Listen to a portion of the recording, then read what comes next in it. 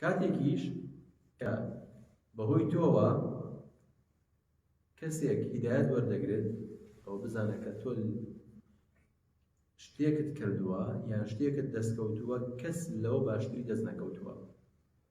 پێغەمبەر خوا سەڵسەڵەم چی بە پێشەوە عەلی فەرموو ڕەزای خوای گەورەی لێبێ فوالله لأن يهدي بك رجل واحد خير لك من حمر النعم.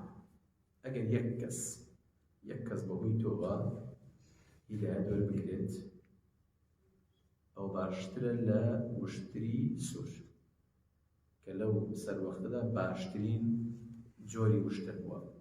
یعنی بێنێ پێش چاوی خۆت کە وشتر وەکو دابەیەک تەماشاکەی وەکو شتێک کە هەم گۆشتەکەی دەخورێت هەم بۆ سواری بەکاردێنرێت هەم بۆ گواستنەوە بەکاردێنرێت.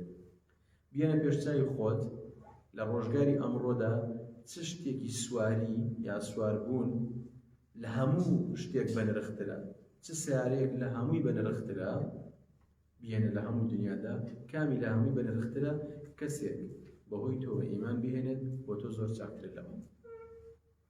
بگرە چاکتر لە دنیا ئەوشی کەوە تایدایەتی. بۆچی؟